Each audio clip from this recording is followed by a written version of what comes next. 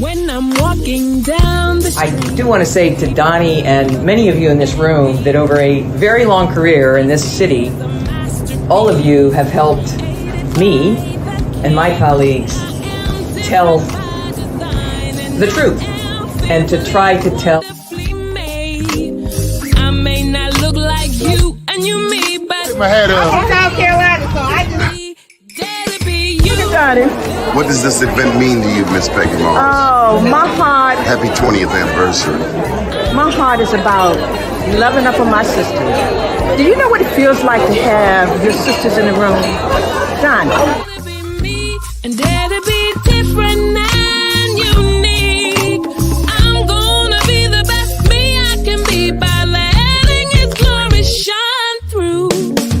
I am beautiful, I am blessed, but not just what you see in the flesh. I'm free from people, free from myself. The doctor lived next door to the janitor, to the reverend, and the lawyer. We were together. Now we get so high and mighty that you create stress for your society because you don't like poor black folks either. That's a health problem. Get yourself together so I can stop being taking care of geriatric people and get back to pediatrics. I thank you, Doni, for all you've done. Let's keep doing it all the more. Letting His glory shine through. Dare to be you, dare to be me, dare to be different and unique. I'm gonna be the best me I can be by letting His glory shine through. And I dare you, I dare you, I dare you to be you. First name's Doni, last name's Glover. In it to win it for the long haul, baby. It's a beautiful day in the neighborhood, and it's Friday, February 16th. Lord, it's been a busy week. Yes, it has. How you doing out there? Shout out to all my Facebook friends, LinkedIn friends, YouTube followers, and Twitter, now X people. Thank you very much for your support. Today, we have joining us the one and only Richard Deshay Elliott, but he simply likes Richard Elliott. Richard has been following politics since the days of Harriet Tubman here in the state of Maryland. Without further ado, there he is with his incredible lighting. You know, you just be throwing it together. Is that daylight beside you? That's daylight. That's room light. I have to Richard, do a room. Richard, we have to get you a ring light. Would you like a ring light? I'll start doing this downstairs in the sunroom more often. I had to go to a chair where it's not disruptive. But good morning, Doni. Good morning, everyone that's listening. And I think that today we have a program that's going to be very, very interesting. I would love to talk with you, particularly about the latest entrant to the U.S. Senate race and how that affects the general election, along with the prospects of a potential Republican U.S. Senator from the state of Maryland. Now, I feel like I'm being set up here, Richard, because you got a cold? You ate something bad? Well, I'm good. You need some ginger in your life? Do you I drink? need a bottle of water, but I can wait to get it. Okay. So, interestingly, I wake up and my inbox has a message from Irvin Reed. And Irvin Reed was written, there was an article written about Irvin Reed by your boy, Barry O'Connell, whom I haven't heard from since the last election cycle. You know, Barry O'Connell's a little rude. I don't disagree. I think that he's been bored with the state of affairs because there really hasn't been any political intrigue since West became the governor. There's been a strong working relationship between the General Assembly and the governor. Well, tell Barry don't start his stuff. Don't come over this way because I don't play with him. I don't play with my grandkids. We have conversations, and I don't know if Barry's elevated to that level yet. You know. Mm-hmm. On the streets, Barry might catch something else. He might catch some hands. You ever hear that song, Try Jesus, but don't try me? You never heard that song by Toby? Mm-mm. I want you to look it up on YouTube. Try Jesus, but don't try me. I'll let your intrigue learn the rest of the words. But nonetheless, plus Barry, I mean, who does Barry support? Is he a Republican? Right. I don't know. I'd rather talk about Larry than Barry. But Barry, this is very intriguing. I mean, and why Irvin would send me something by Irvin, and then Irvin didn't want to take my call this morning. But it essentially says, I got to read it to you. It's a political intrigue. I haven't seen it, so please read it.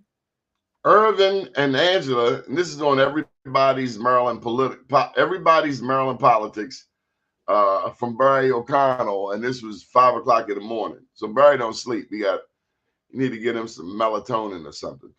Irvin and Angela still together after 24 years. The 2024 primaries are coming up on us fast, and as can be expected, the rumors are flying. It looks like David Trone was going to buy the race with an avalanche of money, but then former Governor Larry Hogan jumps into the race and sticks a pin in David Trone's balloon. The big problem is the Democratic Party is pro-choice, and Angela's pro-choice, and David says he's pro-choice, except he gives money to pro-life Republicans, and Hogan's pro-life, which puts Trone at a serious disadvantage. Without enough going on, well, this is an incomplete sentence. Without enough going on of the campaign, now rumors are going around, and he calls Irvin Reed his old friend. Barry and Irvin are old friends. He said, Irvin got in touch with me about a crazy rumor that's going around. There's a picture of Irvin and Angela Alsobrooks to make the point that he was with her 24 years ago and he's still with her today, and there's no way he's jumping ship and going to Trone, even though Trone's in trouble right now, and I'm sure he would pay a fortune for somebody like Irvin Reed. I'm surprised you haven't heard this. Irvin was willing to give me the straight scoop on what's going on, so if anybody tells you that Irvin is with Trone, laugh at them.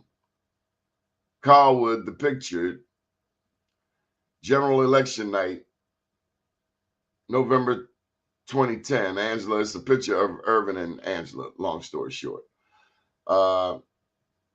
Barry, per our conversation, and presumably this is a quote, per our conversation, there's a rumor in Prince George's County that I, Irvin Reed, am working with the Trone campaign. I have no idea where this nonsense is coming from.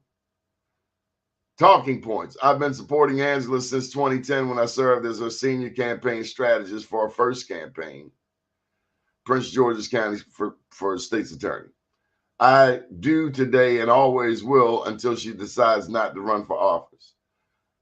Number 2, I've never met Trone or anybody in his campaign. Number 3, I've never met with anyone working with Trone.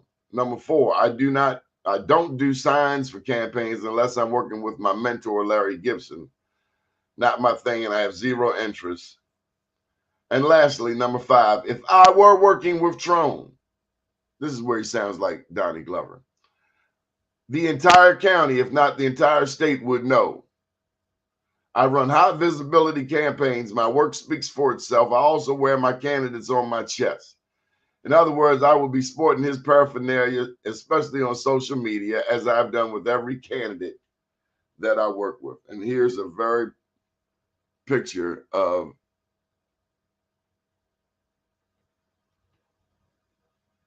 Bernard Reed and Angela Alsobrooks. So let's unpack that, if you will. Yeah, I'll try and translate that for normal people and for people who are listening, for sure. Because Larry was on some gibberish right there. Yeah, Larry Hogan just entered the Senate race on the final day, and the first head-to-head polls have come out between David Trone versus Larry Hogan and Angela Alsobrooks versus Larry Hogan.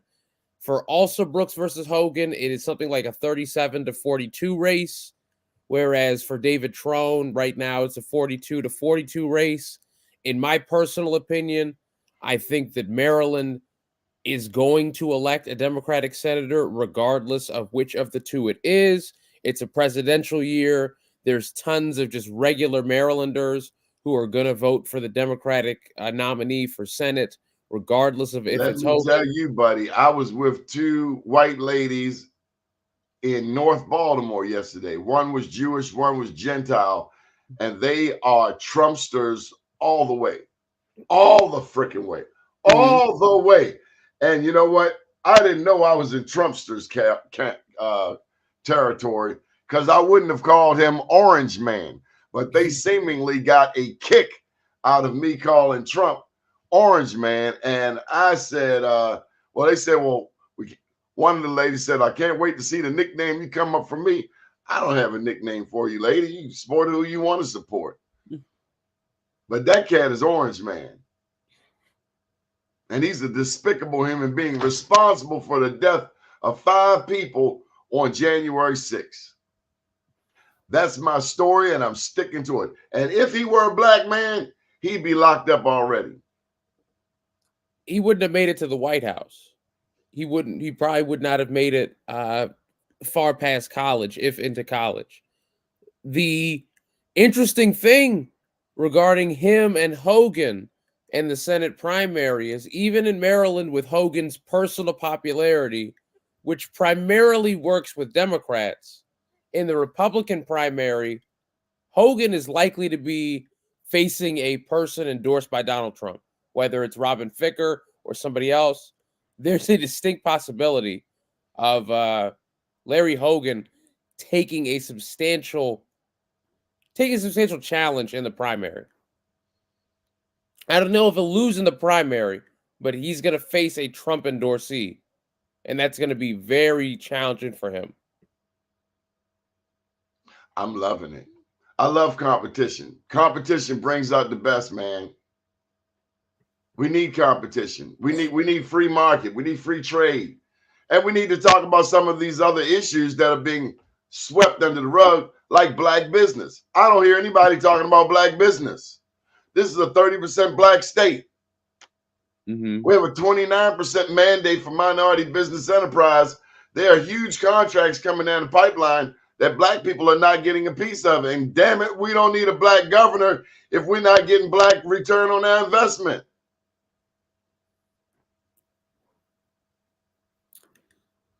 Yeah, for the Trone campaign, they've been all of these campaigns, they all need to be talking about the 29%. And let's not forget the federal 8A program. We need blacks in business. We need blacks being set up in business the same way they set up the Homesteaders and the Homesteaders Act back in the 1800s, giving away land to people that went out to Oklahoma and the Sooners and all of that stuff. Let's bring it on home. We're sending billions of dollars to Ukraine. We all caught up over here in the Gaza Strip. Damn it, let's get some money on North Avenue. Let's get some money in our recreation center. Let's get some new recreation centers around here. Let's get our infrastructure on track.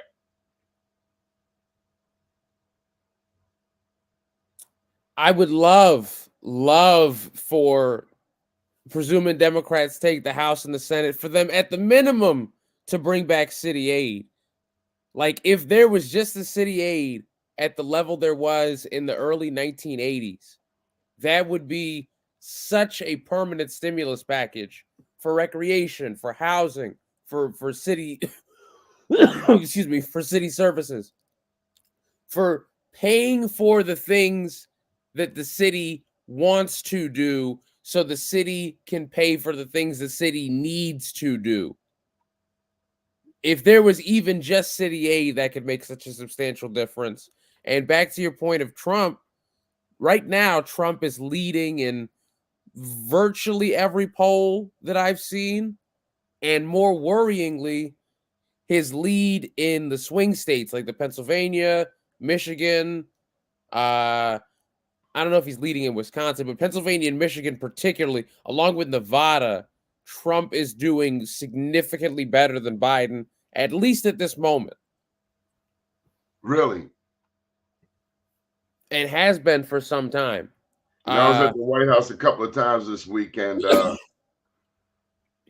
clearly There are those who are concerned with Biden's numbers.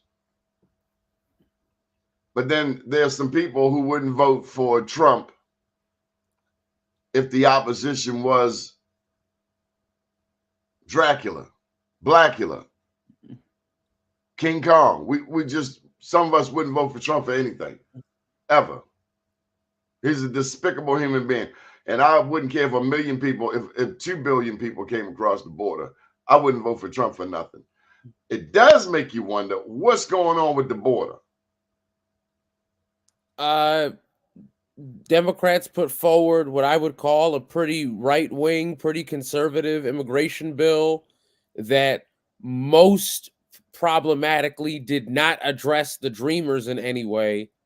The bill failed because Republicans didn't want to do it. Why? These are smart people. Is this to boost the numbers for potential Democrats of the future? I mean, why? Well, that one, absolutely not. That was an extremely conservative, probably to the right of a lot of even what Trump was proposing, immigration bill. Democrats proposed it thinking that it would be probably the best immigration deal possible. Whether it's the best deal or not is not for my determination. I'm just talking about the orientation of the bill. Would you have done it? No, I would not have. I don't think that was. What would you have done? I would have added the Dreamers, and I would have had significantly fewer stipulations on sending people back to the countries they came from.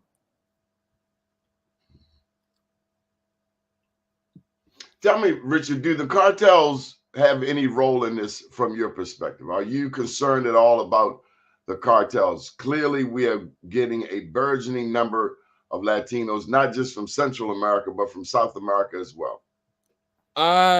No, I'm not particularly worried about the cartels as much as I acknowledge that what happens with our immigration policy helps to build them. MS-13 is a byproduct of the U.S. deporting people back to their home country who they knew were involved in gangs, rather than trying to come up with some national, regional solution to better address the crimes. I think the more worrying issue that I have is Republicans intentionally killing a bill on something that was pretty much what a lot of them would argue for, specifically because it boosts an issue that is very useful for Trump in an election. Mm-hmm. So now what, Richard? Now the big question, I suppose, is how does the Trump trial and the Trump campaign after the primary election, how does that affect his poll numbers? I don't believe that Trump will look as strong once he's out of the Republican primary and he's being compared to Biden on a medley of issues.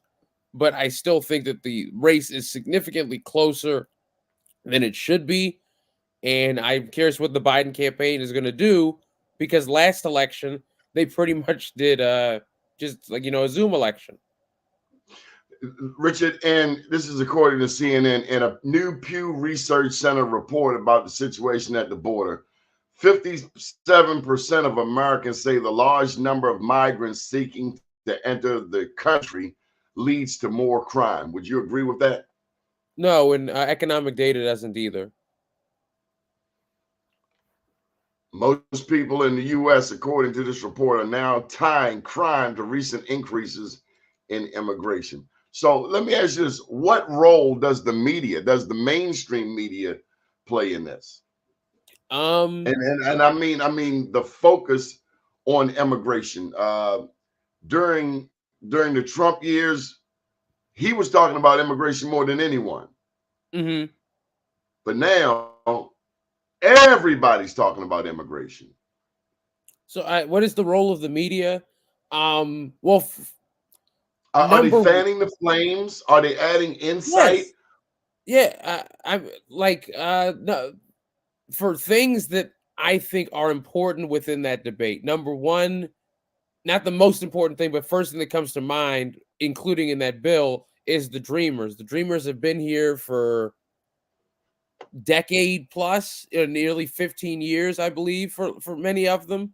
The Dreamers are clearly they're as clean of people as you could theoretically imagine. If you are a dreamer, you can't get in trouble. You have to go to school. You have to have a job, blah, blah, blah. All of the quote unquote markers of a good citizen they have to meet.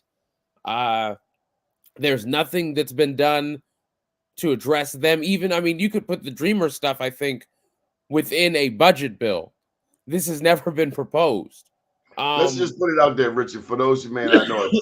A dreamer is an affirmative term for undocumented students in the U.S. Dreamers exist in every state and come from all parts of the world, including North and Central America, Asia, South America, Africa, and Europe. But this is what I know, Richard. When them black people came across the border, they were met with rednecks on horseback. And I don't like the term rednecks, but they were rednecks because they looked just like the Klan. And they were coming at my people like they were some plantation overseers on horseback with whips. I saw whips. And they were Haitians. They were the strongest black people in the Western Hemisphere. So I'm speaking up for my Haitian brothers and sisters. I agree with you. I think that what they did at the border is despicable. I think that I think Hillary Clinton going down there to Haiti and tricking them people out there nonprofit money was despicable too. Not a fan of that either. I think that much like the U.S. had the border in the 1910s and 20s for people from Western Europe, I think that if you can show up, you can show up. Same with Brazil. Did you know? So, you know, Brazil has 100 million black people. Yeah, there's more black folks in Brazil than there are in any other country in the world except for like Nigeria. Largest population of blacks outside of Africa in Brazil. Do you know they had an immigration policy that allowed no blacks, only whites? And that was to balance out the number of blacks and whites. So, you know, I think it's some juncture, Richard, because I'm tired of beating around the bush. What is this fear of a black planet? I mean, the rappers, NWA, brought this out many moons ago. White people are afraid of black people. And if you are afraid that black people are going to pick up arms and create an armed rebellion against white people, if that's what your fear is, then why don't you stop messing with them people? Why don't you stop causing them harm? Why don't you stop shortchanging them money, put money down at the harbor, but you don't put any money in East and West Baltimore? Why don't you stop doing stupid things rooted in segregation, which goes back to Roland Park in 1910 when the mayor was J. Barry Mahul, and they started the first round of segregation in America, the home of apartheid. Roland Park, go figure. Mm-hmm. And the attitude has not changed much today, let me tell you. How many people know that segregation started right here in Baltimore? Apartheid. I think that's crucial in looking at Baltimore's city design. It's not even just the facilities. You know, X number of years after segregation was legally disallowed. Just looking at the city design, there are lots of neighborhoods in Baltimore that don't have through streets. There are lots of neighborhoods in Baltimore that intentionally are set up so they're at the end of a street, and the only way that you're entering pretty much is so that you can park. Or if you're a delivery person, I lived in a neighborhood like that up in, what was it called? Stone Hill. Yeah, we still got alley streets that used to be quarters where black servants lived. They lived in alley streets and worked on the main streets. This mentality has to go. The same for bike lanes. Now, one thing that I do agree with the people in North Baltimore is that bike lane, they fought to get bike lanes out of their neighborhood. Now, I salute them for that, because damn it, if they ain't trying to bring bike lanes to West Baltimore, and let me tell you, there's not a soul on a damn bike. Not one. Not one. So you got our traffic all tied up for 2-3 months out of the year when some people decide to ride a bike. It's idiotic, and it's not very democratic. And I don't call this a democratic town at all, because the majority don't want the damn bike lanes. Only a few assholes want it. Maryland Avenue. Look at Maryland Avenue. That's the only place you see people riding a damn bike, because everybody else has sense to understand this is not DC. You can go walking across that intersection blindly if you want. You're going to end up on a lamppost. Baltimore drivers do not play. We had a nun that ran over a biker. You know the regular person ain't playing. A nun ran over a biker. She had an ounce of weed and a fifth of liquor. She did. And got home and puffed and sipped and called her daddy. Daddy, I ran over a biker. And she was in jail all of 5 minutes. I remember the story you're talking about. I don't remember her name, but I remember what you're talking about. The nun with an ounce of weed and a fifth of liquor. And the biker was in her windshield. All right, so okay, so you say Trone wins this election? Is that what your prediction is? I'm not going to say that yet. What I was going to say about I like to see the fight though, because I tend to go for the underdog, you know. Mm-hmm. I tend to go for the underdog. I think it's kind of disingenuous. You got all of this money and you can just come in and buy an election. I think so. And the opponents, the opposition thus far, have not poked holes at all in his theory. We haven't seen any cracks in his metal. Yeah. It's almost like he's the perfect candidate, and nobody's the perfect candidate. I want to see a fight. I want to see a head-up fight. See some clobbering, some hooks, some uppercuts. Let me go back to the stuff about Irvin. There's been polling about Trone v. Alsa Brooks. Neither candidate has broken 50%. I think that the winner is going to be whoever gets 50%. The other candidate is going to get like Angela Alsa Brooks, I honestly think can get more out of Baltimore. Mm-hmm. But you got to hire some Baltimore people that know Baltimore and will tell you how to do it. Like, pardon my ignorance, but I'm seeing a lot of focus on East Baltimore when everybody knows Northwest Baltimore is where the damn voters at. I mean, who's advising this campaign? The also Brooks. You can't presume because she's a black woman that she's resonating with black people, because black people want to hear you talk about the issues: mass incarceration, black business, public education, especially in Baltimore City and Prince George's County schools. And let me just go back to the Moore administration. I had hoped that we would have had a task force addressing the ills of Baltimore City and Prince George's County public school systems, number 23 and number 24, historically at the bottom of the pile. Would you agree or disagree? I agree. I think that's the blueprint is a way of addressing the lagging results in the school system, and some accountability and audit. I think the Baltimore City and Prince George's County should be in Annapolis with an audit.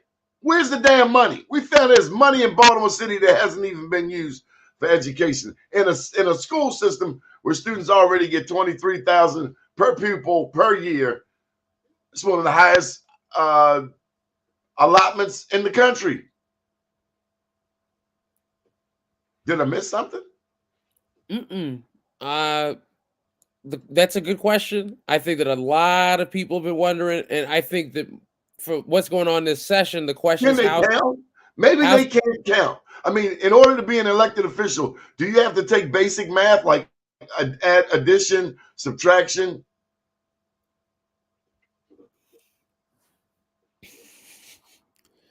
The blueprint is supposed to try and address a lot of these issues, but I think that from a Baltimore and Prince George's based perspective, there's the question of how does this help us equitably to how much our school systems have been disadvantaged over the past 40 plus years. disadvantage. The disadvantage came when Andres Alonso came in and eliminated 75% of the black women principals in our school system.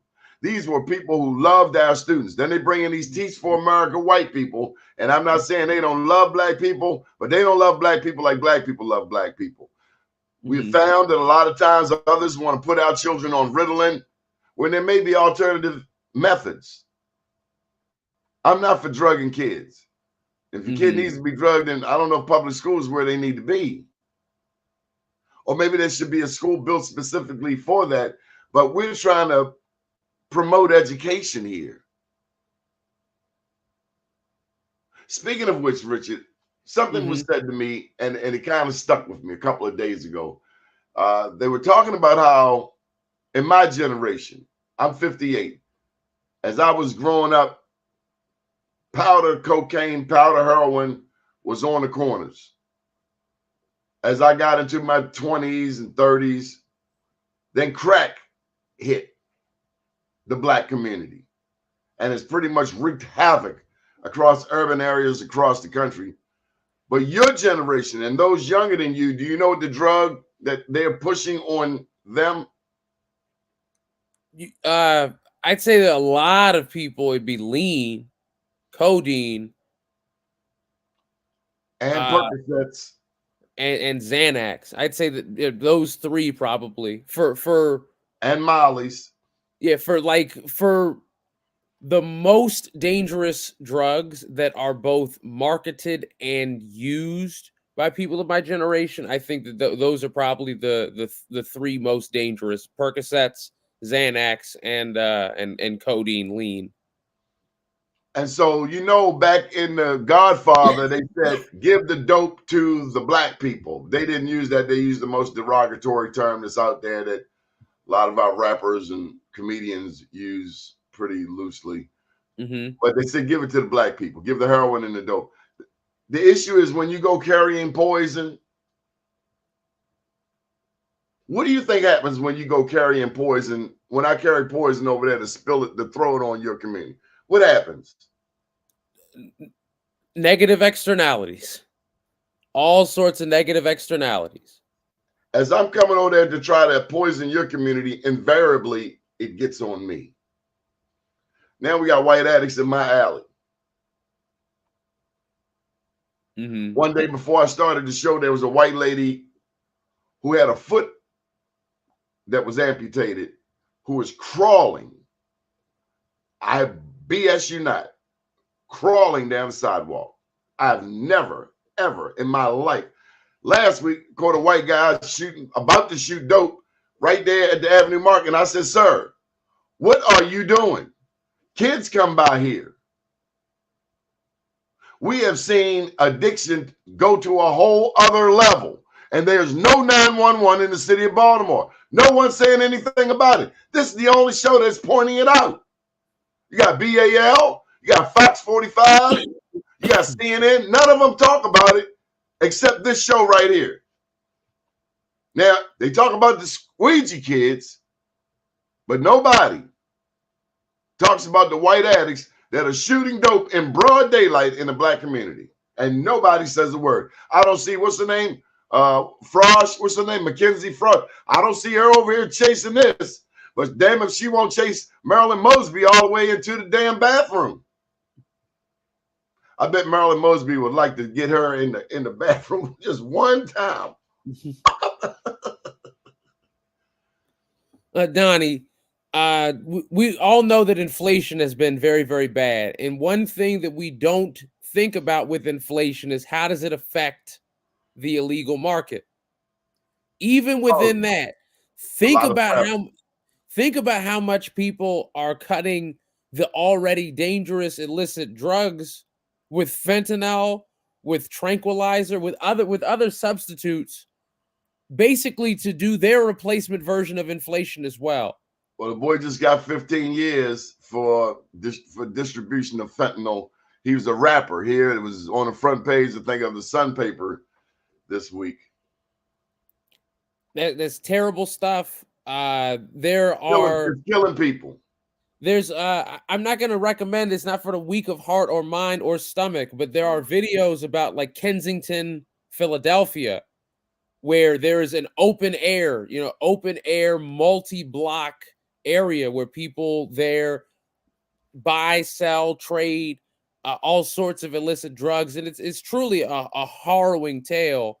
But Philadelphia is only up the highway from us.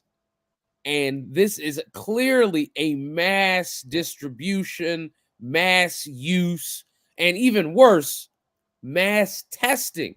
If you are trying to do some sort of concoction drug where you've cut it to a certain amount and you want to see if it kills people or how safe it is for your amount, who cares about taking it there? And we are just down the highway from Philadelphia.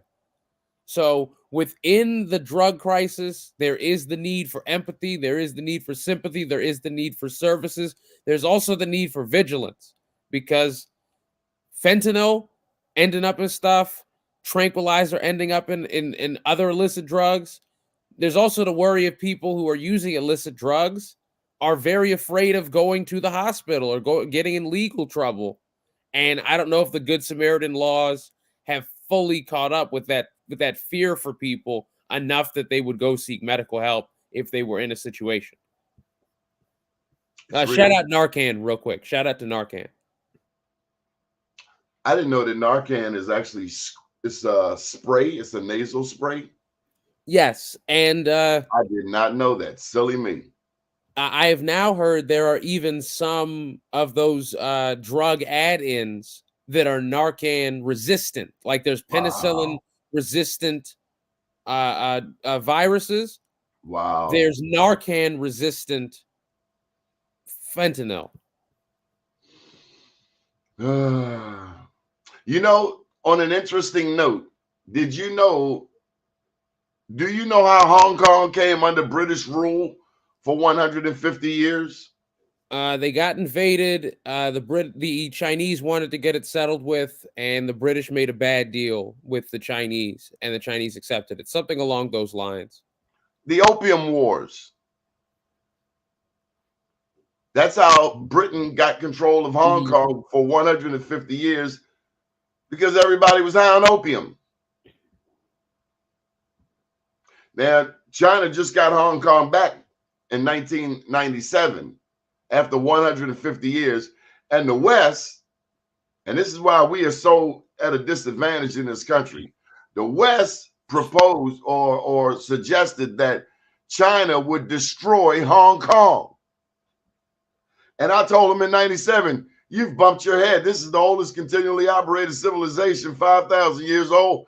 They're not going to drop the ball. Now, come on, Irvin. Irvin, you can't come in last minute. Irvin, no, Irvin. Irvin. If I get a vote, I say let Irvin in. Yeah, you get a vote. Irvin's ducking us out. Irvin, we're sending you the code right now because you have to come and explain this chicanery, sending your boy this thing from Barry. You know, I don't even fool with Barry. Yeah, let me comment on it. Didn't you first bring Barry to this network, Richard? Probably. I'll take blame for that. Yeah, you ought to take blame for it because let me give a shout out to Irvin. Let me give a shout out to Irvin. Irvin, check your email. Come on in here and explain this chicanery, if you will. And with the very narrow Senate primary, I do agree that Irvin Reed would be the hottest commodity for David Trone to get, because Irvin Reed could get you easily 6, 7, 8% more in Prince George's that would certify the race as a win for Trone. Similarly, if he's with Elsa Brooks, he helps to retain that 6, 7, 8% in Prince George's that she needs in order to win. So I still don't think it's a decided race. I don't think it's decided until any candidate is polling at 50%. Come on in here, Irvin Reed, because I got a question for you. I want to know, do Democrats pay black operatives like they pay white operatives? What do you think, Richard? Do black operatives get paid like white operatives get paid in Maryland? No, but I think that a lot of the white operatives that come in for the bigger races, the And governor that's race, another thing. They come from out of state. yeah, Ask yeah, Anthony Brown. yeah. The people that hire like the out-of-state mercenaries, the out-of-state mercenaries charge significantly more. A lot of the people that are here, myself included, will do politics work because it directly affects us, and as a result, are more willing to charge less. But without question, people pay black operatives less, without question, whether it's in lobbying, whether it's in campaign management, policy, So, comms, so etc. we have white supremacists. They will pay the white company, but they won't pay the black company, or they'll pay the white company at a higher rate than they pay the black company, even though the black company has repeatedly whooped that ass. Mm-hmm.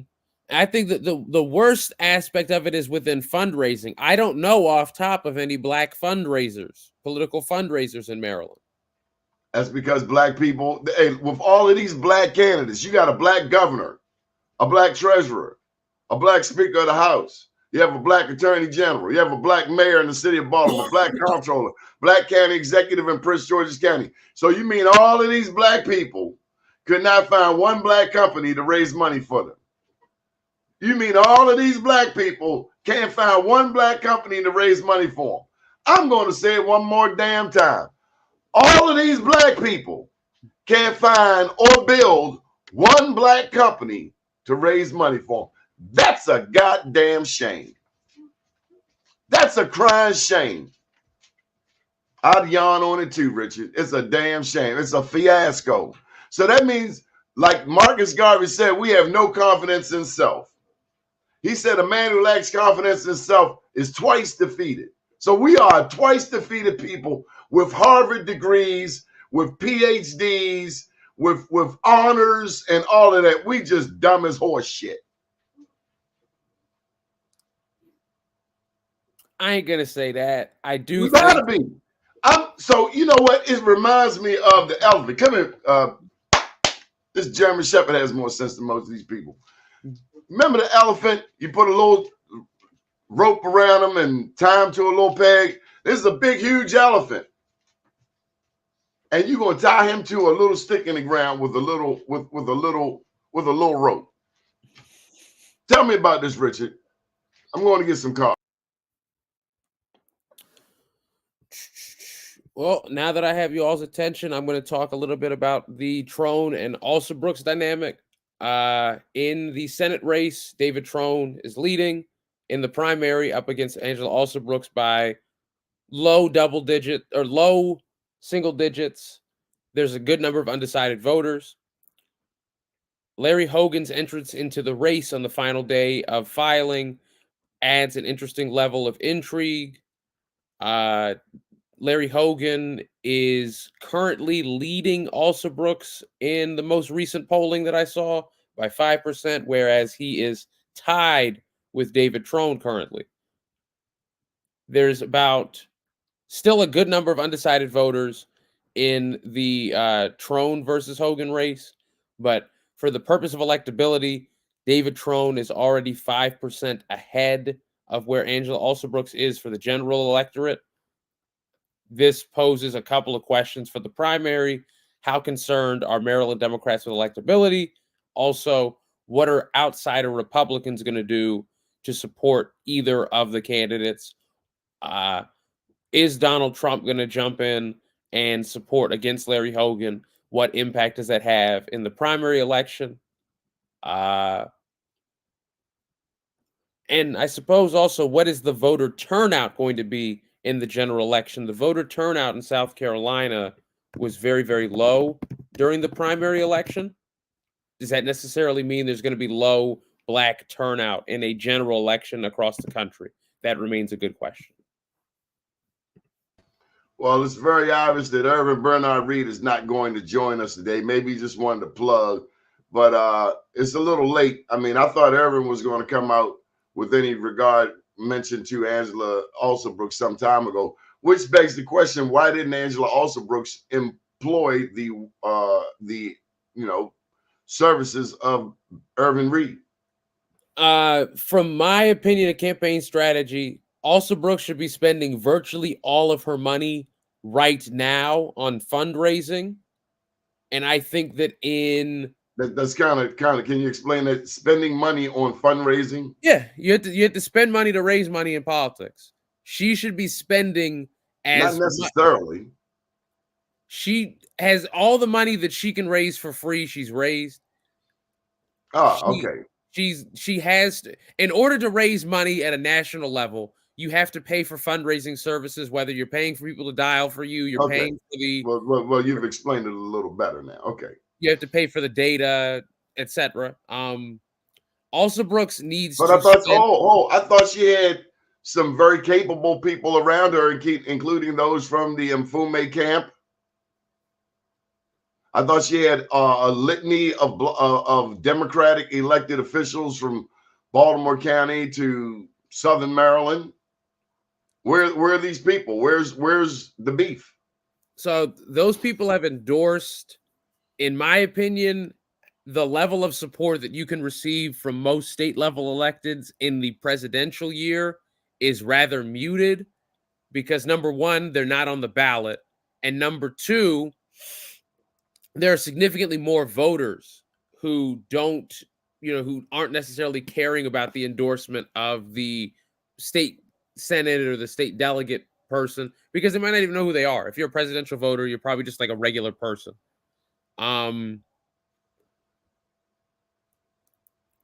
So if they have less impact of endorsement, they're not on the ballot, they're probably not able to send that much money. Even if you do want to max, the most you can send is about $3,000. Let's say that you and your spouse send $6,000 at most. Even with all the people in the General Assembly sending $6,000 from them and their spouse total that are endorsing, that wouldn't be all that much money. So where do you see Also Brooks landing, Richard? I'd say that if the race goes the way I think it is, it's going to end something like she's going to be working at the University of Maryland or something. No, she'll get Congressman Hoyer's seat, I think. Oh, a congressional seat. Yeah, I do think that if the race were to end as I expect it to, that she gets about 48.5% and Trone gets about 51%, something along those lines. That's what I think is going to be the end result in the primary. What will this say? How would that compare to Donna Edwards? I'm not going to so the Donna Edwards and Angela Alsobrooks comparison starts and ends with they are Prince George's based candidates who have had to win races with Prince George's logic, did not really have that much of actual name recognition on the ground outside of their own respective areas. However, Angela Alsobrooks is significantly more popular within Prince George's. Angela might end up winning 77% of the vote in Prince George's in this primary. Let's see, something like that, 77%. And she's going to do very well in Montgomery. But in much of the state, Western Maryland, the Eastern Shore, Southern Maryland, she's not going to even really register for the votes. And I think that Trone is going to end up winning. We have 24 counties, including Baltimore City. I think that Trone ends up winning about 18 of them.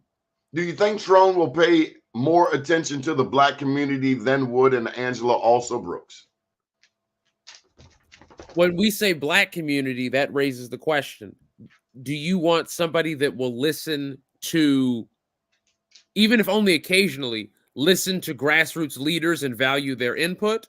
Or do you want somebody that will accept the senator's words verbatim, even if the senator is good? No, I need you to ask questions. That's what I do for a living. We ask questions. I think that also if you accept anyone blindly, that's just foolhardy. I think that also Brooks. So let's say how they run their campaign is how they'll govern. Also, Brooks, right. And the Trone campaign has not paid significant attention to Black people. As a matter of fact, they went out of state to get Jesse Jackson Jr. and Hakeem Jeffries, and I'm like, whoa, where are the local Black people? Black people I know. Black people I've seen. They at the least have done. I bet you Larry Hogan will. Oh, definitely. I'm so glad he got the race because now it's a real fight. Yeah. Larry definitely will. I'm not even going to argue or hold you on that one. Larry has people. How is it the white Republican understands the black community better than the Democrats? Black and white. I don't think it's even about understanding. Larry Hogan has nothing to lose by partnering with people like Squeaky Kirk and partnering with people like Sheila, etc. Larry Hogan is not playing against his power brokers. Maryland Democrats, there is only but so much share of the pie. David Trone, I think, still has done more of the grassroots type events in the city. I think that also Brooks would be a person more likely to just call the senator or call the mayor and ask their opinion. And what grass? I've seen him in that grass over there. I've not seen him in this grass. Very few people come to Pennsylvania Avenue unless they get a personal invite. And on that note, I want to congratulate. Now, he did horrible in the last election, but Rashawn Baker was one of those few people who took me up on coming to Pennsylvania Avenue. Mm-hmm. Very few. I was impressed. Yeah, and I was impressed with him coming to my community. He was a candidate that visiting Pennsylvania Avenue and trying to build inroads in Baltimore didn't threaten any of his existing power stuff. In Prince George's, I only wish they would have done it sooner. Don't wait till it's damn near irrelevant. Mm-hmm. So there's a famous photographer here in the city of Baltimore. He said, you can't teach what you don't know. You can't rule where you don't go. One thing I can say about Kwesi Mfume, he can walk anywhere and people know who he is. Mm-hmm. And that comes from being seen amongst the people. Sheila Dixon can walk anywhere in this city and people know who she is. I'll give her that. Not everybody can do that. You got some people who are afraid of the people. Malcolm X said you can't serve the people if you don't love the people. So we got these prima donna politicians that go around with their head up in the air. I'm so-and-so and so-and-so. They're stuffy. Guess they're blue bloods of some sort. They didn't come here in the bottom of a slave ship. Their ancestors came on a speedboat. But then they want to be real with the people, you know? Or you got candidates, and you know them, you got them in Prince George's County. Well, I'm not black. You don't remember that, do you? I remember Baker saying, not only did he didn't say I'm not black, he said he said worse, I don't have a black agenda. Oh, you talking about Rashawn Baker? Yeah, that was what Rashawn said during the black. There was another candidate from Prince George's County said that he's not black, but he black today. He real black. I'll leave that for another show. It's irrelevant. He's since changed his ways and come on in, and you must come in at the door. You go to church, Richard? My family does. Okay, there's a song in the Christian lexicon that says you must come in at the door. Who was the candidate that said they ain't black? I ain't dry snitching today. You must come in at the door, and you are black. You remember Tiger Woods said he ain't black? Yeah. What did he say he was? I was a little kid when he was talking about this. I don't remember the term he used, but he's like black, Asian, and white. Lost his damn mind. I don't know why people wouldn't want to be black. I mean, everybody's got black blood. Don't you know that? All DNA is traced back to the Son Bushman in Namibia. All. Just like in the Christian dogma, they say all have sinned and fall short of the glory of God. Well, all mankind can trace their roots back to the Son Bushman, S-A-N, look it up, Bushman of Namibia, Southern Africa. All. Chinese, European, Japanese, Polish. I got a chance to use my Polish yesterday. With who? Down at the Bayer Black Engineer of the Year Awards. Make sure we got the plug up. That's it right there. It's coming up right now. The Black Engineer of the Year Award. I met a young man from Poland. And I used to work with a Polish waiter. I used to wait tables. And the greeting is "Jak shimas." And he was like, "What you say?" Because, of course, black people, they only speak, a lot of people only think we speak English, but, we speak multiple languages. Can you say the Polish introduction again? I've actually never heard that before in all my days. Jak shimas. And the response is "Dubsy, Bodzi Dubsy." Jak shimas. He was thrown. He was like, "What? Yeah, man.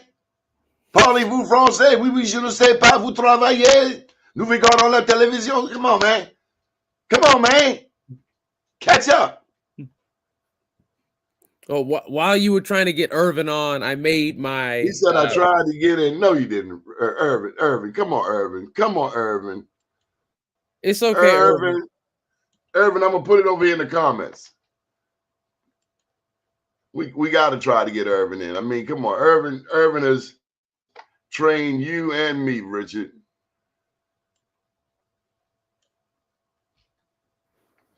And he's a direct supporter. We put it over in the comments. There you go again. A direct supporter of Larry Gibson. Have you ever met Larry Gibson, Richard?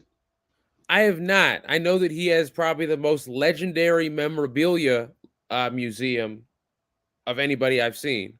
You've never met him? I don't think so. Richard, the next time you come to Baltimore, I'm going to take you to meet him. Maybe we'll go and take him to lunch. Or maybe he'll let me bring you over to his home. You've got to meet the legend, man. And you know what I really appreciate about Professor Gibson is he's always teaching younger people something about our history. Mm-hmm. Maybe we have to take him on the phone. We're going to have to take you on the phone, Irvin.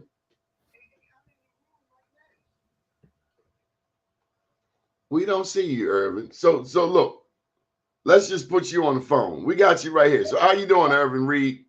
That works. Okay, cool.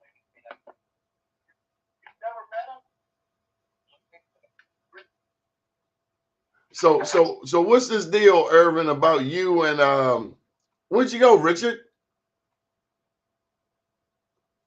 We're still here. I was giving you the spotlight because you're the one talking. Oh no, I don't need the spotlight. You're the future. Don't you want to ask Irvin? Come on, Richard. Come on, Richard. Don't duck me out. All right. Question for Irvin.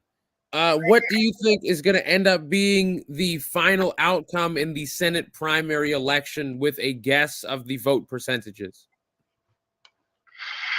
I really just haven't paid that much attention to it. I mean, I've looked at it from the outside looking in because I've been busy on a couple other things.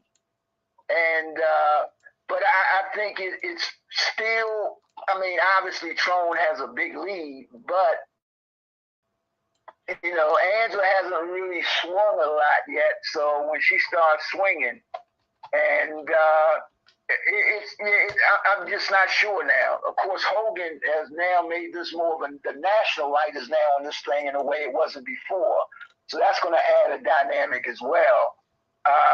But I'll be honest. I mean, it's obviously when the polls I've seen, Trone has a lead, but at the same time, we still got this thing is a long way from being over. Well, Irvin, it's long, but it's short. I mean, everybody, it seems, is waiting on the Maryland General Assembly to end in mid-April, which leaves you roughly 30 days between the end of the session and the election, the primary election. Can they afford? Can Trone, also Brooks, Larry, Hogan, can they afford to wait until the General Assembly is over before they start making it rain politically? I mean, no, I think, I do think they need to start right away. I think you're going to see things start to pick up.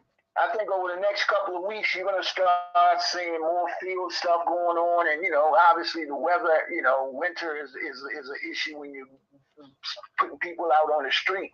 But I think a lot of that will start to pick up. Matter of fact, I'm sure it will. And it'll get real interesting. It's going to get real interesting. But, hey, Donnie, but I just need to put something to bed, though. There's a rumor flying around Prince George's County that I'm working with Trone. And I just wanted the world to know that, number one, I've never met Trone. I've never met with anybody in Trone's campaign or any of the people in Prince George's that I know that are working with Trone. And I mean, people are like, I got friends calling me, well, no, Irvin, they're telling me that they know they seen you do this, that, and the other. So I don't know where this is coming from. And anybody who knows me knows that I run high visibility campaign. So trust me, if I was working with Trone, the world would know it.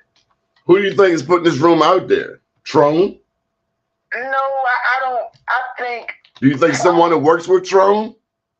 No, I just think, I remember years ago when Elliott ran against Kathleen, and a friend of mine calls me up, because he works for the DNC, and word is that I'm working with Elliott. I'm not working with Elliott. The next thing I know, I'm in the Washington Post. But I guess they don't see me doing stuff because I haven't been active with Angela. Well, why didn't Angela employ you? Well, I'm not trying to do a statewide campaign, and I'm not. I support Angela, and I'm a friend of Angela. Angela calls me up and says, "Irvin, I need to do A, B, C, and D. I'm gonna do A, B, C, and D." Well, did she call you up? No, she had her own campaign team. I don't like working with other consultants, political consultants. Okay, but maybe it's bigger than you. Maybe with people having the perception that you are a longtime supporter, is it possible you did her a disservice by not working with her? No, not at all. No, I support Angela. I worked with Angela's very first campaign in 2010 when she ran for state's attorney. But are you working with her now? She needs you. Yeah, absolutely. Yeah, most definitely. Whatever I could do, I'm gonna do for Angela. But she didn't even call you. We've talked along the way, and we've met. Especially with Larry and I. Yeah, so I've met. Yeah, we've talked. I've introduced her to folks, but yeah, I'm not trying to. Unlike a lot of people, I've been doing this stuff since '86. So I'm really ain't. If I never run another campaign in my life, that's fine. Well, damn it! Let me tell you something, Irvin. I'm gonna tell you right here on international news. If I run for office, we digging you about the woodworks, and you gonna come help my campaign. I'm telling you, Rick. Donnie, if you run, you ain't got to be. I'm gonna be the first person in. Like, yeah, okay, Donnie. No, I've been around you too long. I don't want nothing to do with any campaigns putting my name out there. It's a dirty game. It's dirtier than the dope game. But no, I just wanted people to know. I appreciate that my name is still out there. That people think, because people, I've worked with Angela on her county exec campaigns about working. Yep, she would call me in. I'd help. I'd do some lot. Yeah, I wouldn't have paid consulting with her. But there are people that you can't convince that I didn't run Angela's campaign. No, I didn't run a campaign, y'all. So I get credit for stuff that I don't do. But I just want people to know that I'm not doing that. And but now another guy who I would also help is Richard Elliott. I'd love to sit down with Richard Elliott one day because to me he's one of those guys that give me hope for the future. He's talking about you, Richard. Thank you, Irvin. And let me give Irvin some credit right quick. Angela Alsterbrooks went from 7% name recognition to county executive with the support of Irvin Reed. Oh no! I got her as state's attorney. She had 2% name recognition in a field of 5, and she was in last place, and nobody gave her a shot. That was when Mark Spencer was the front runner. Mark, I bet Mark don't want to talk about that. Yeah, they were a little upset when they saw me with Angela. They were a little shocked. Yeah, the world was shocked. So yeah, but we need. I'd love to sit down with Richard, and he needs to be in office, Donnie. We need people. I don't know, Irvin. People get into office like Richard's this nice human being right now, but politics changes people, man. I tell you, it'll take nice Richard and turn him into the Tasmanian devil. least he's gonna be smart. Richard won't steal any money. That's one thing we won't have to worry about. Richard getting indicted, going to Jessup House of Corrections, and he's gonna know the issues.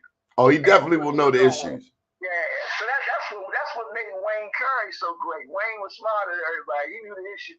The man, read his butt off. He studied his butt off. So when he spoke, he knew what he was talking about. Richard, Irvin, any thoughts on Trump? Man, I think the Democrats are making a huge mistake by not putting Biden in a room with some folks and having him walk out there and say, look, I want to step down now, because I don't think it's about Trump. I think it's more about Biden. And Biden, to me, he just doesn't look like he's up to the part. Every time I see him walking towards that airplane, I just hold my breath, like, don't do it. Or there's the demonic side that says, wait for it. Like he's going to head dive toward the plane. And then Kamala ain't helping him. I'm just telling you now. I'll be honest with you. It's going to be hard for me to go in there and pull that lever for Biden. You going to push the button for Orange Man? No, I ain't push the button right now.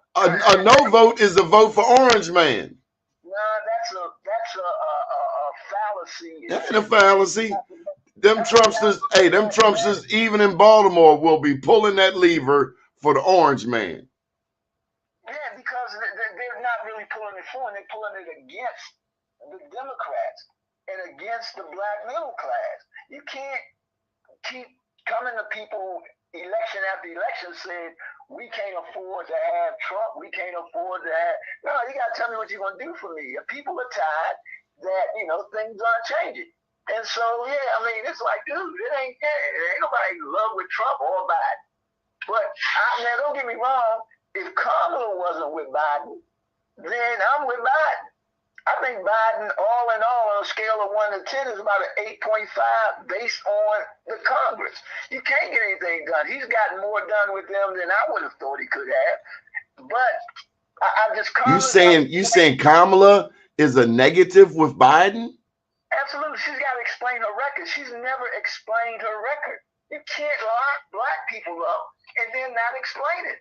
Biden had to talk about the crime deal. Dude, you got to address the crime. It's the gorilla in the room. Trump, he brought it out. Yeah, I was wrong. I made a mistake. I'm going to try to bang, bang, bang. You got to tell me something. But you can't have somebody on death row. Death row means they're going to be put to death and then not address that. You got to address it. Yeah, you can't do that. It's your record. I'm not asking her to defend anybody. Her record. She's got it for me. You got to defend what you do to my people. Well, I'm sorry, I can't do it. Yeah, just like, not for me. I can't do it. Yeah, for me, you got to explain your record. And the people that I care about most are people that live in Cherry Hill and areas like that. Yeah, I know what it's like to get locked up. I got locked up for robbing a bank.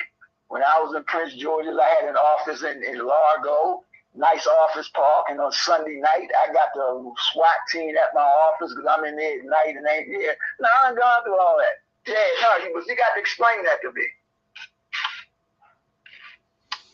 Wow. And there you have it, folks. Any final thoughts? Irvin Reed, political advisor extraordinaire, junior only to Larry Gibson in the state of Maryland. That's my man. And there's a huge gap, between us. Matter of fact, Richard, you remind me a little bit of Larry. Larry was probably the most brilliant person I ever met, next to his son. And this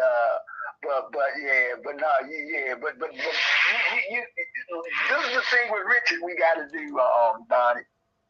There are two types of people in politics. There's those that are good candidates, and there's those that are good elected officials.